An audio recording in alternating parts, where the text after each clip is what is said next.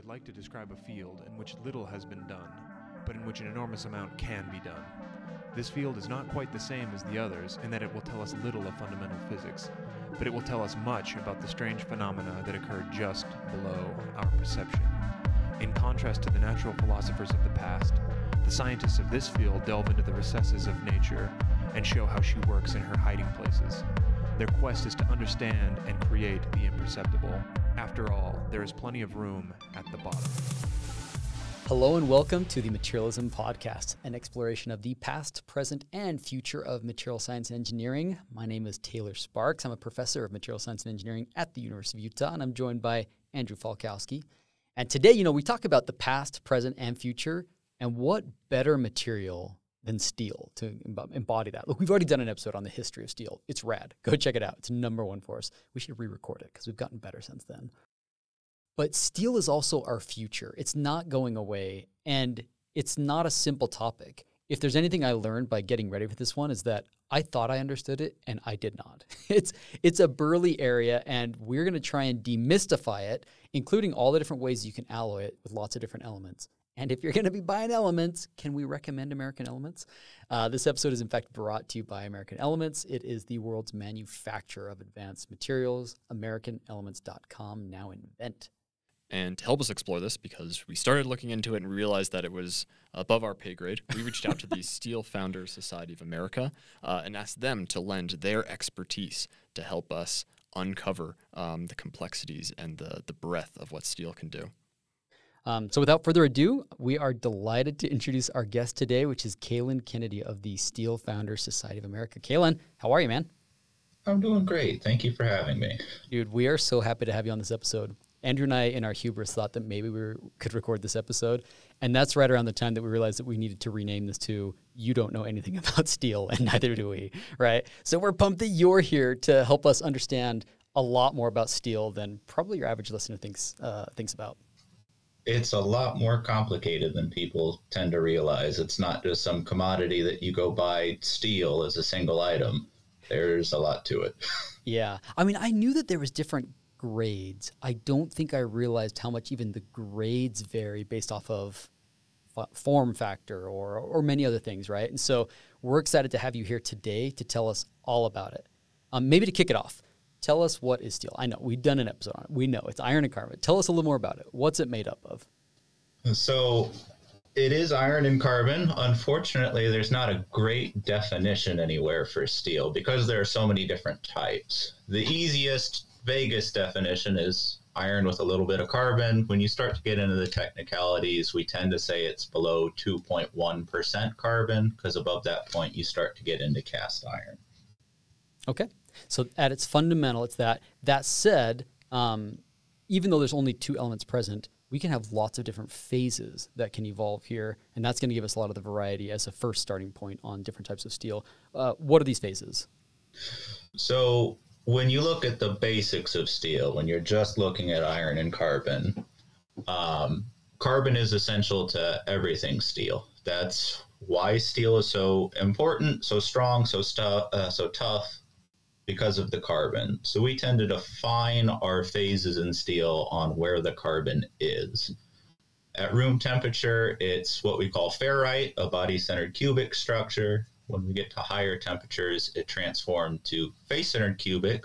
Austenite is what we call that, and that can hold a lot more carbon in it. And that's the beauty of steel. Because we can, there are two phases at different temperatures, that can contain a different amount of carbon, we can really control where that carbon goes. So depending how fast we cool it from the high temperature, we might start to form pearlite, which is going to be stronger than ferrite, and that's layers of carbide and ferrite. If you cool fast and have the right composition, you could form bainite, which is going to be even harder, even stronger. Depending on the type of bainite, it might have better toughness than the pearlite. But really what we aim for and what's made steel so important throughout history is forming martensite, cooling it really fast, getting a distorted ferritic microstructure, and a fine dispersion of carbides throughout it. So tell us about that distorted structure. In my intro to MSc class, we talk about this, right? So FCC is face-centered cubic. And technically, if you cool it quickly enough, that structure won't transform to BCC. Instead, it slightly elongates on one axis. There is like a slight expansion, and it switches space group. It goes from face-centered cubic to body-centered tetragonal. And in that structure, you've got carbon where really has no business being there. It's super saturated, the amount of carbon in that body-centered tetragonal structure. That is the as quenched martensitic structure, right?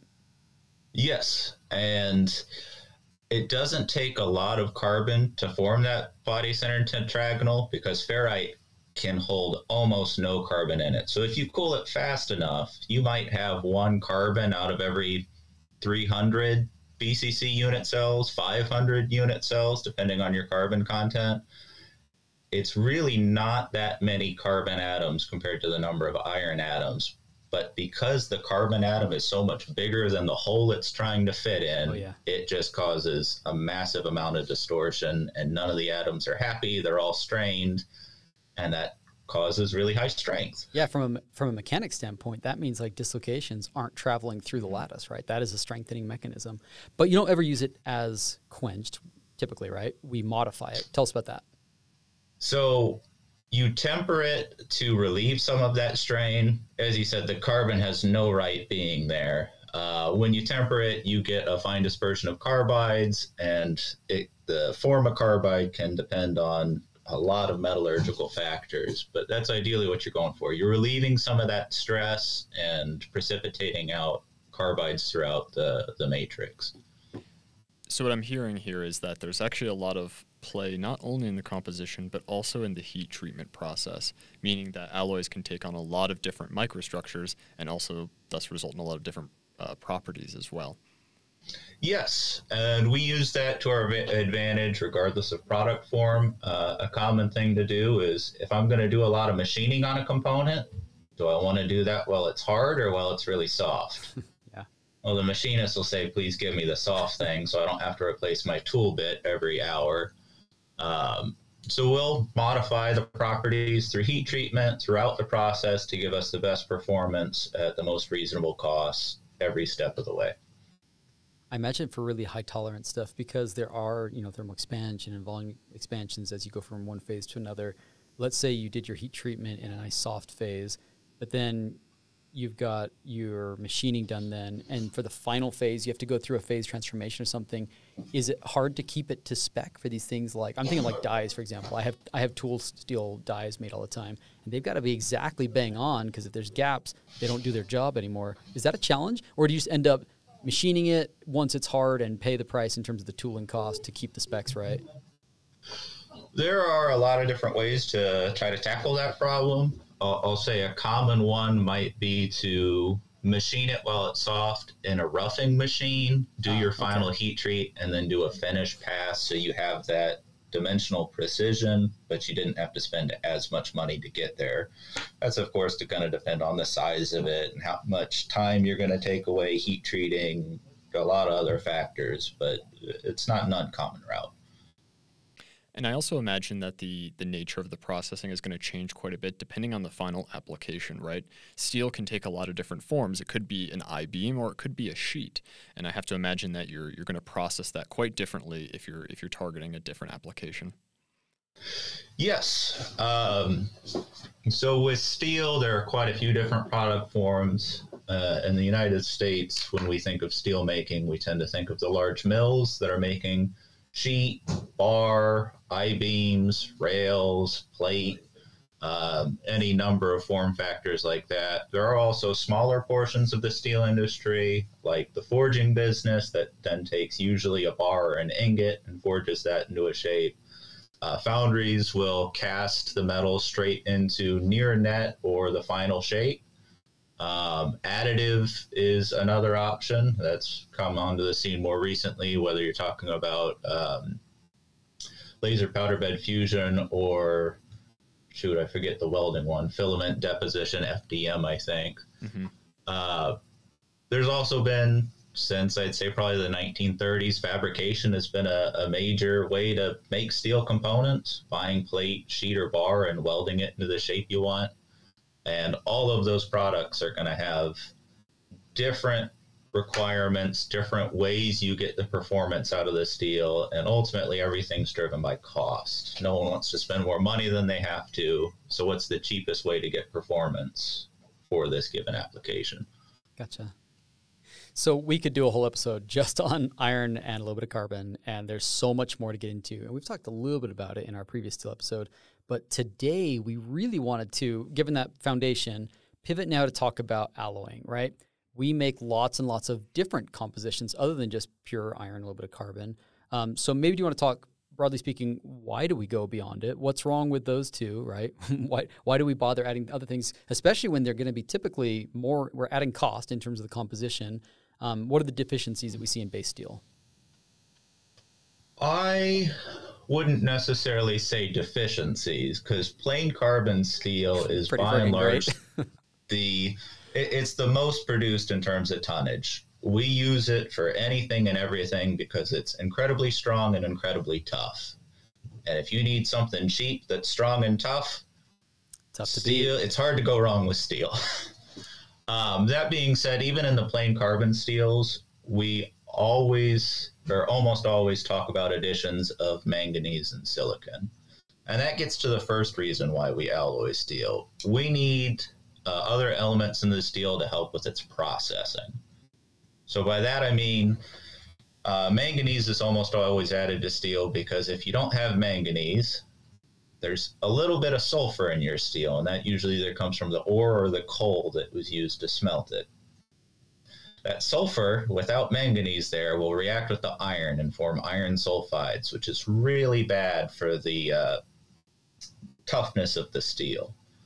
But if you add manganese, the manganese prefers the sulfur over the iron, and so you'll form manganese sulfides, which do not have anywhere near as bad an effect. So they're bad, but not nearly as bad.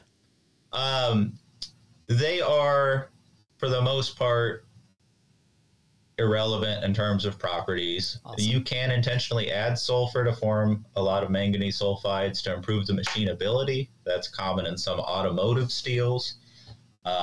But for the most part, they're harmless. You typically don't want that many inclusions in your steel because that has better repeatability, better overall performance of your steel. But the manganese sulfides are a real soft phase that they don't tend to be all that deleterious for performance. And you can't get rid of them in most commercial processing. It's the least detrimental phase to have. So that's manganese. What about silicon?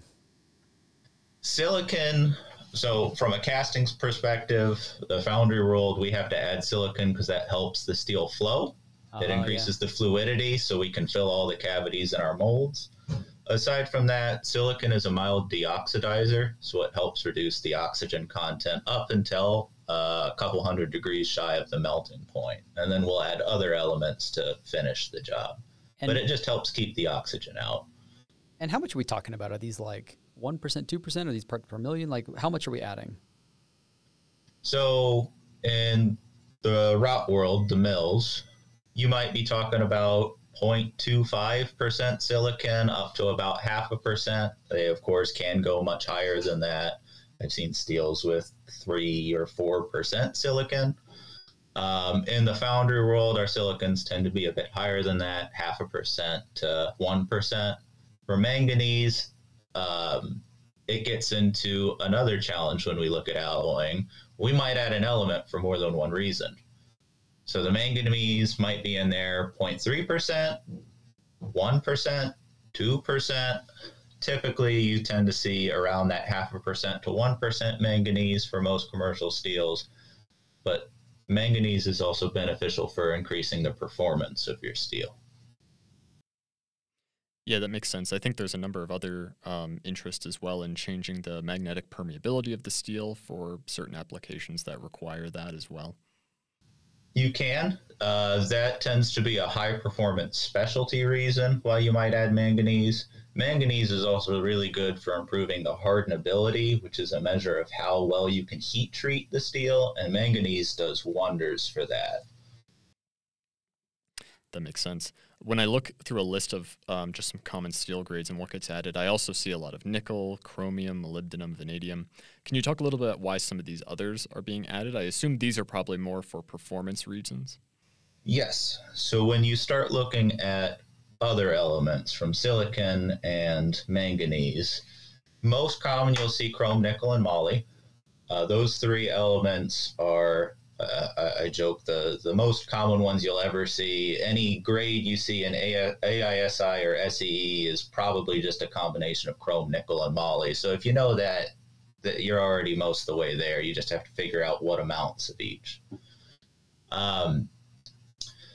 It's not just for performance, so they help with the heat treatability, being able to form martensite, what we're really trying to get in a lot of low alloy steels. Chrome and nickel are useful for corrosion resistance. You'll see those commonly applied to make a stainless steel. Moly will also come into the equation when you need even better corrosion performance out of stainless steels. There are a lot of other nuanced reasons. So like molybdenum atoms are really big. So they help slow down tempering processes and give you more time to work with when you add molybdenum to a steel. I was just going to ask that. So we cover time temperature transformation, right? These TTT diagrams in the intro course. And there's this idea of like the nose in the curve. Like you have to quench it fast enough they don't touch the nose, right? So you're saying that adding molybdenum essentially moves that to the right. It gives you longer time frames to quench, which I imagine becomes really important as you move towards bigger pieces, right? Where the volume of getting that heat out of a volume, now it depends on the thermal transport of that material, which you've lost control of to some degree. So for big components, that must be a more important consideration than really thin wires and films or something. Absolutely, and it's not just moly. Chrome does that too. Nickel has a less severe effect on the time temperature transformation. It is beneficial, but chrome, moly, and actually manganese are some of the best ones for modifying that nose. But yes, we're absolutely trying to avoid the nose on that diagram so we can achieve a martensitic structure in a lot of traditional quench tempered steels.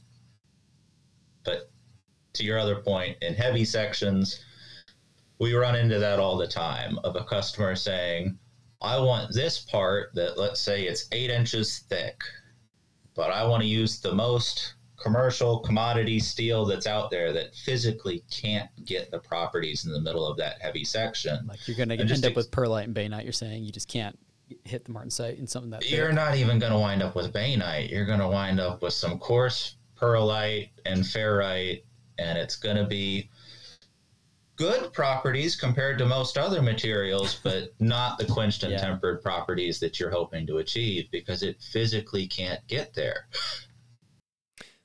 Yeah, that makes a lot of sense. So a downside of this customizability of these alloys is that it also means that there's more degrees of freedom in terms of all the different directions and the ways that things can end up. Yes. Absolutely. And you might get advice on one component that was great advice for that component. But suddenly when you look at making another component out of steel and you're a different process, a different size, different limitations, different operating environments, that advice might no longer be applicable.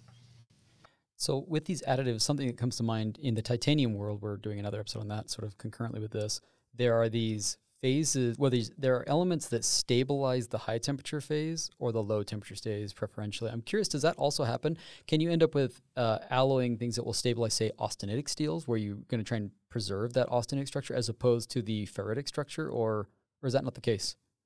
Oh, absolutely. One of the earliest designations I've seen of alloying elements in steel was characterizing whether or not they stabilize the austenite phase or the ferrite phase. I think that was done by Weaver back in and I'm probably mispronouncing that name, back in the early 1900s. So a lot of steel alloying is relatively recent. We didn't come up with stainless steel until the 1900s, like 1905-ish.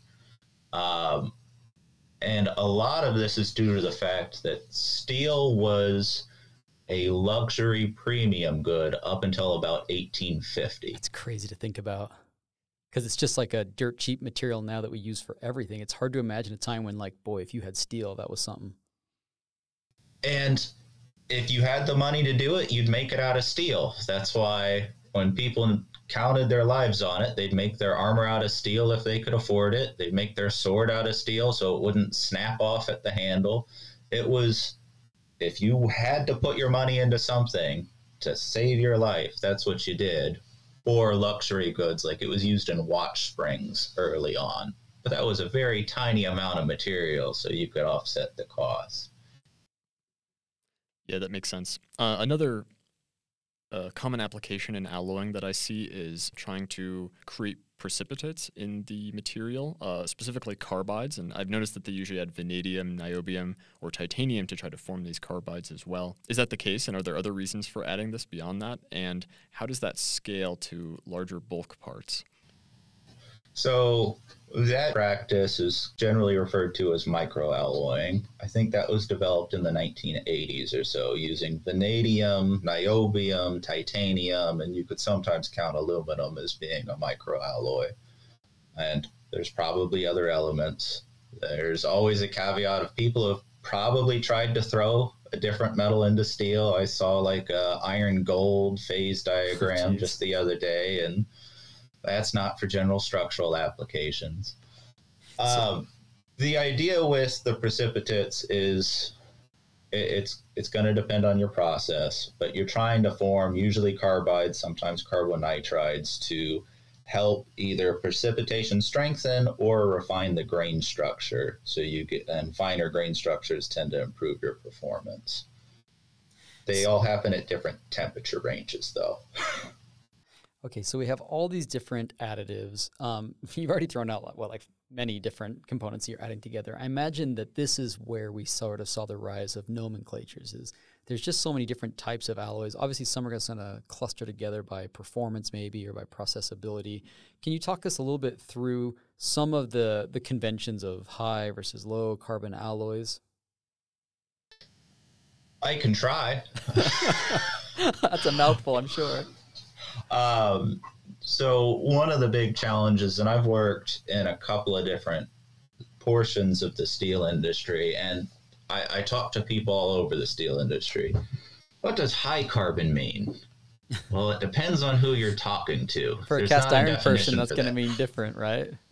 Well, if you're making cast iron, high carbon is 4.5%. Right. You steel guys can't handle any carbon. So, as I said earlier, the general definition for steel is 2.1%. If I was more semantic, I'd probably say 2.11% and show off that I know an extra decimal point on the standard iron carbon phase diagram. But typically, when we make steel, we're rarely over 0.5% carbon, because when you get above 0.5%, it becomes a lot more difficult to handle that steel without cracking it or breaking it in some manner. Now, if I'm in the bearing market, I still might get high carbon steels that are 1.2% carbon. But that's because I need that from the performance of my application. If I'm in sheet steel, high carbon might mean 0.1% carbon. That's interesting. Yeah, the form factor, I had never given any thought to that would totally change how you think about the compositions. And that also must affect discussions with producers or even trying to do your own research as well, right? Yeah. You mentioned that, one person's alloy isn't necessarily going to be the same as another depending on the scale of the part. Well, all of a sudden, if one person's high carbon isn't the same as another's, you might be relying on some traditional spec that mentions high carbon steel, and that might not translate well to a different application. Well, that's why we always push back. If someone says high carbon, what do you mean by that? If someone says high temperature, what do you mean by high temperature? Give me an actual number rather than just saying a general class, because we're all well too aware that the nomenclature isn't well defined. We don't even have a good definition for steel that applies to everything. So really write down quantitatively what we mean when we're talking about grades to the best of our ability. And that's really just tied to good open communication. So can we talk some broad categories then? When people look up steel grades, let's introduce a couple naming conventions for the broad ones, like the ones that are rich in chromium versus the ones that are rich in molybdenum or other categories. Could you talk us through that a little bit? So if I look very high level, we tend to talk about plain carbon steels or carbon steels. That's going to be the same nomenclature. Low alloy steels. Oh, and I suppose I should define what they are as I go through, huh? Yeah. Plain carbon, we usually just talk about iron, carbon, silicon, manganese. And then we always measure sulfur and phosphorus when we look at steels. Those come from the ore, from the coal. We can't get rid of them, but we like to keep them as low as possible. So they're usually not intentionally added, but they're always in a requirement. Okay. When you look at low alloy steels, that's when we're adding a lot of the other components to increase the performance, the chrome, nickel, moly, vanadium, niobium, titanium, often see aluminum called out, but that's typically for a deoxidation practice. There's still not a good definition for low alloy steels. The one that I see that I most often use is 5% or so alloy or less. But if I see a steel that's 5.5% and it doesn't have anything strange in it, I'm still probably going to call it a low alloy. And then you start to get into the high alloy space, and we tend to bucket those into stainless steels or tool steels. Stainless steels are usually where you go when you need corrosion resistance and oftentimes high temperature performance with some corrosion resistance. And then tool steels are really specialty steels. There's a whole bunch of different buckets of what that really means and what the target application is. But tool steels are where you go when you can't find any other steel that'll work for your application. You can also get into stuff like microalloyed steels, which would be a subclass of low alloy steels, or you could even say like a big topic in the news lately is electrical steels, because those are critical for EVs and the power grid. But that starts to get down into the weeds of different steel groups. Okay, perfect. So it seems like there's a lot of different categories being used here. In some sense, you can have the low versus high carbon, low versus high alloy, but that breaks down. You can also define it by the application area, it seems, based on what's going to be found there. But then if you go and you look up maybe like the SAE grades, it's an entirely different nomenclature that might not cooperate with some of those other categorical approaches. Can you talk a little bit about that? And is the SAE grade really what's being used still? So in the United States, when we're generally talking about steel grades, we're using that SAE AISI system. I think in the 1930s, they realized that all these steel companies and SAE for the automotive business were buying steel, and there wasn't one standard way to look at or call out what steel you wanted to buy. So SAE and AISA about the same time tried to come up with a system, and they wound up being pretty similar systems, and eventually in the 90s they collapsed into one system managed by SAE. So when we're talking about grades, trying to get a general understanding of what steel we're talking about, we tend to use the SAE system in the US, and it's nowhere near as simple as you might hope. So when we talk about most steels that an engineer is going to look at, you're looking at a 4-digit number. The first 2 digits are the family of the steel. So since plain carbon steels are the most common, that's usually going to start off with 10, maybe 13, 15, or 17. Those are all plain carbon or carbon with manganese. Outside of that, everything above 10, so starting with the 2000 series, 3000 up to 9000, are all typically chrome, nickel, moly. Some combination thereof, at least for the most common grades. The second 2 digits are the carbon content in weight percent. Points. So 1010 is a plain carbon steel with 0.1 carbon in it. That'd be a relatively common sheet grade. Past that, if you're an engineer and you're trying to figure out what steel you want to use, and you have no idea to start because you thought steel was just one material, you probably start with a 1010, 1020, maybe 1030. Those are all going to be cheap, common. Depends on your product form, what would make the most sense. And if that's not going to be good enough, that's when you start looking at the low alloy steels. And the 3 most common low alloy steels that you're going to look at if you've got no idea what you're doing are going to be 8630 or 4140. And then if you need better performance, 4340. Now, there's a lot more nuance to that. You can always get slightly better performance by changing the grade, and maybe you want to look at a 93 series or a 33.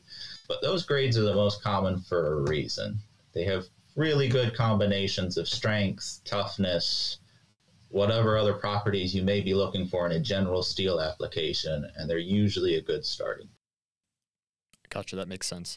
And if I'm not mistaken, the stainless steels, which are also very common, actually just use an entirely different numbering system, right? So it's still SAE, and that's where it gets confusing. As I said, for most applications, you're going to use that 4-digit numbering system. Mm-hmm. When I start looking at stainless steel, it's still SAE, but it changes to a 3-digit numbering system. And the first digit roughly means what kind of stainless steel, but not always.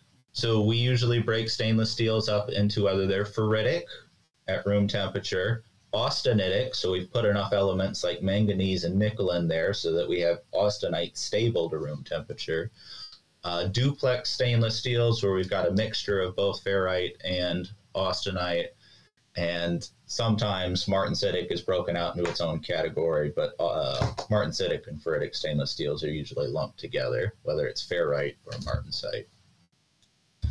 The second 2 numbers in the stainless system, though, as far as I know, mean nothing.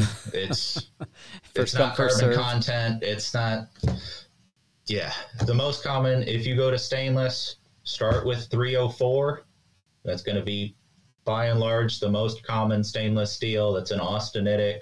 If you need something cheaper, that's when you'd look at the martensitic stainless steel. So in the cast world, there'd be a CA6M, or if you're in the wrought world, 410 stainless. The reason they're cheaper is because they don't have all that nickel in it. It's just enough chrome to make it corrosion resistant.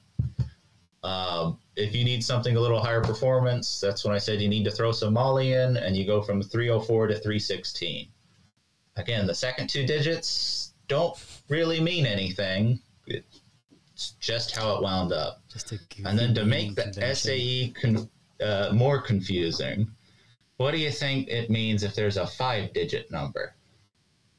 3-digit was stainless, 4-digit was carbon and low alloy. I couldn't tell you, man. Probably the high alloys, right? Nope, it's still carbon and low alloy. Perfect. So if I'm making one of those steels that's 1% carbon or greater, I just add an extra digit on. So 52-100 is a common bearing grade, and that 100 would mean it's 1% carbon. Wonderful. Yeah, so that doesn't really help at all. And even from like a material science standpoint, just these numbers don't tell me exactly what's in them. It might put things into broad families, but if you really start looking into them, you see that the rules get broken more often than they're followed, it seems. And so from my understanding, a more common way to do this is to actually go the ASTM route and specify a performance and then have a foundry or supplier match an appropriate steel grade to that performance. That makes a lot more sense, because I wouldn't even know what names to begin with, but I can dictate what my product has to do in terms of strength, in terms of stiffness. That makes a lot more sense. So that's where you start to run into a challenge that I've been thinking through recently of, when I talk about grades, I'm usually talking just about the composition. But as a customer, I typically don't care about the composition. I just want something that performs. And that's where the specs come into play. So the specs not only have the composition, typically, there are some that don't have limits on composition, but they also have product requirements, or typically it's mechanical property requirements that you test at a heat level, since you can't guarantee every component inside a steel piece that I give you without fully destructively testing that piece that I give you, and suddenly you have a pile of scraps. So we do general heat requirements on top of the composition, and that's a whole other world of how do you get into the specs and understand what steel spec is relevant for my application. Other than the grade, which is just composition, suddenly we're starting to put processing and mechanical property requirements. Okay, so Caelan, so far we've talked a lot about some different distinctions. We have some broad categories that I'm starting to feel kind of a handle for, right? But you've already been using a bunch of words. You've said wrought, you said cast, right? So there's different ways to make these things. Do those also influence, do they become their own categories? Do they influence the category naming system? What are they and how do they come into play? They absolutely can influence the naming system, processing, you name it. So if I look at a high level, I'm typically going to break it up into wrought and cast. So what I mean by wrought is at some point I've still cast the steel. It's been liquid. I poured it, I let it solidify, but then I'm going to do some sort of working to it. Typically, we work it hot, hit it with a hammer, send it through a set of rolls, because that's easier. It's austenite at that point, and it's a lot less force on my hammer. You can do working cold. You tend to get better. You can get better dimensional tolerances that way, and by doing cold working, you can get some surface effects that may be beneficial for your process, but it's a lot more expensive, a lot more difficult to do it that way, so most working is done hot. And that applies to both the mills and the forges. They're kind of grouped together in wrought products. Cast products, we don't have the benefit of hammering the steel. And the reason that's so important is any steel that solidifies is going to wind up with porosity, whether it's tiny triple point porosity between grains as they grow together, or larger solidification porosity that happens as the steel shrinks and the last spot to solidify, there's just a hole because all material, or almost all materials, shrink as they cool. In a wrought product, you could hammer all those holes shut and kind of fusion weld them.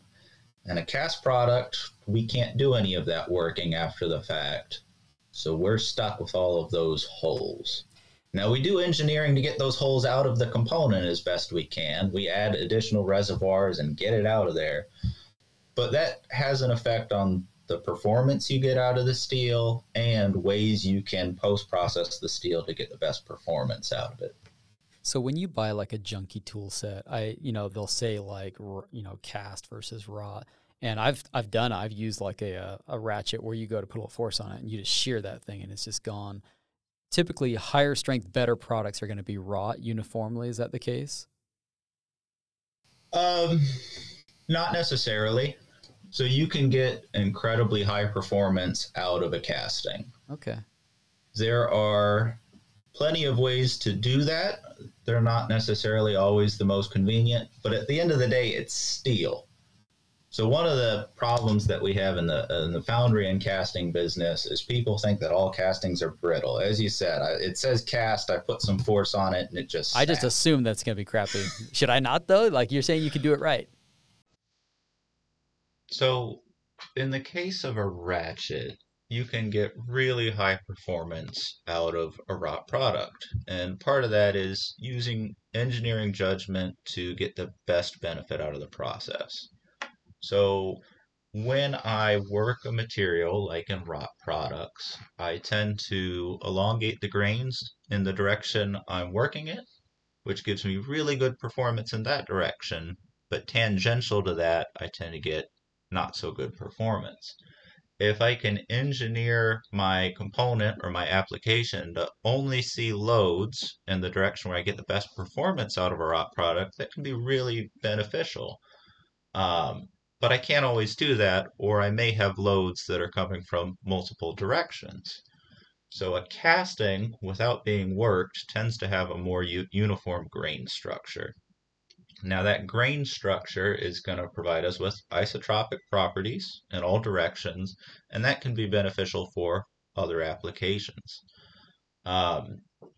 So there's an engineering judgment involved of how can I best utilize the process to get the performance I need.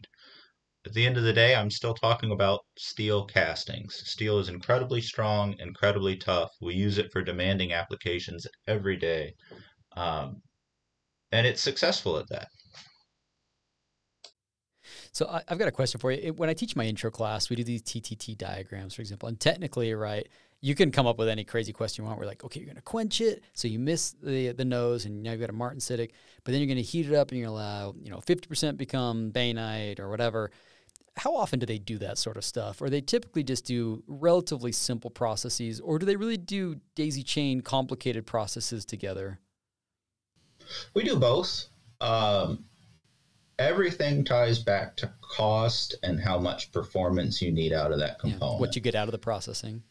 So by and large, since steel is steel, it's strong and tough.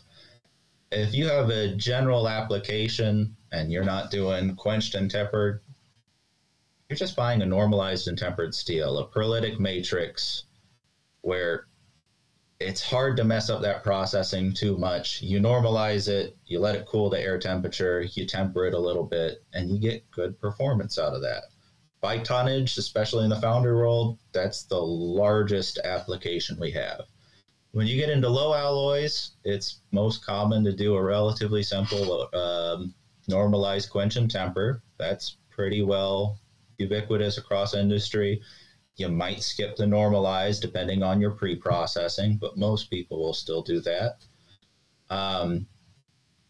But we absolutely can and do every day make those complex heat treatments where I do a double quench followed by a lamellarize and temper and then stress relieve at the end and followed by a carburize or who knows what else after that. And we're even looking at developing that further. Are there other approaches I can do that are non-equilibrium? I mean, martensite's already non-equilibrium, but we've done these fairly standardized processes for the past 100 years.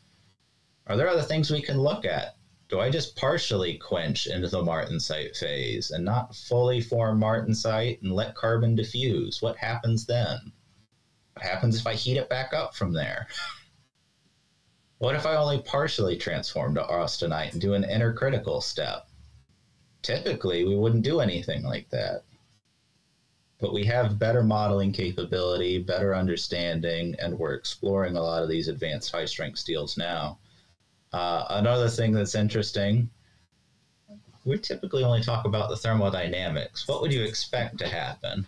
We touch on the kinetics, but kinetics gets complicated, so we only briefly mentioned that if you go fast enough, you can form martensite. What if I use something like induction, where I go insanely fast, and suddenly diffusion doesn't have time to happen? Can I get better performance out of that process when suddenly thermodynamics has just been thrown out the window and I only care about the kinetics of things? Maybe. Oh, that's interesting. Yeah. So there's been a lot of developments over the past, I'll say, 30 years or so on how do I get even better performance out of steels using the tools we have today. And they get complex fast. I'm kind of curious, I remember, what was it, 5-6 years ago when the Cybertruck was announced, he talked about they're going to use their own new proprietary stainless steel. I think they called it ultra hard 30X cold rolled. How much stock do you take in companies, Tesla, SpaceX, or otherwise, that are developing their own grades of steel? How much of this is, marketing versus genuinely changing the steel to do, uniquely new things than what we've been able to do in the past? It is sometimes difficult to tell. So everyone will claim that they have their own proprietary mix of steel, which may be true. There are thousands of grades out there, and as we've already talked about, there are so many different things we put in the steel, sure, and you different can ways change it. We could modify it'll it. do something, right? So absolutely, there's a lot of proprietary steels out there. With Tesla coming out with a new stainless steel, there are always new ways to combine and process the steel to get better performance. I hope so, man. Our students, we want them to have a job going in the future. I'd like to imagine that clever minds could come up with, innovative new materials that do what we want them to do. The big thing to do when you look at proprietary materials is try to get some material data to better understand how much of an improvement and is that important for your given application. So maybe that's a good segue to a final component of what we want to cover today. I certainly realize that this is a much bigger, more complex, kind of a hairy naming system. There are so many grades out there. I don't know if it's reasonable. I'm thinking about me as a teacher. Like, should I be trying to teach my students to know the difference between 316, 304, or what's the right way for me to help engineers select the right grade? Because what I'm afraid is that they're all just using the same grade of steel, not knowing how to tackle the complexity. There's I'm just going to use the one I've heard of before. 316 sounds great to me. Let's use it. But I know that there's better steels out there for different applications. So how do we equip our engineers to pick the right grade for the right application? So unfortunately, I don't know of any system or any book to go by that'll help answer that question. There's probably some that exist. I'm not aware of any, and I can't comment on how good they are of a tool to help guide engineer and steel selection. There are a couple of different ways you could probably look at it, though. I mean, the first thing, which you're doing with this podcast, and it sounds like you're already trying to do with your class, is making sure they understand it's a complex system. There's a lot that goes on. There's always going to be more ways you can improve your steel. If I know nothing about steel and I don't want to know anything about steel, you could do the simple system that I said earlier of start with a 1020. If I need higher strength and toughness, switch to a low alloy, 4140, something like that. If I realize, oh crap, my part is rusting all the time, think about a stainless steel.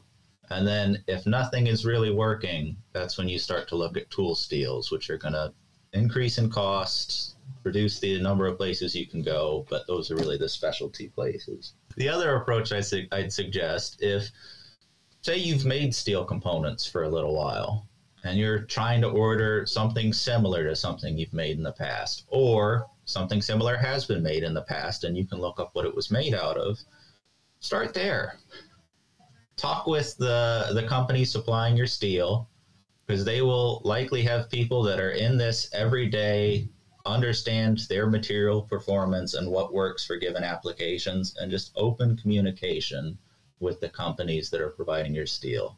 They don't want you to buy a steel that doesn't work for your application either. Right. They want a return customer. They want you to be happy. So if I'm an engineer and I call them and say, here's what I need it to be, here's the stiffness, here's the strength, here's the use environment, so you got an idea about corrosion, they can help me pick the one that's going to be the most economical or available or whatever else that will meet those specs typically?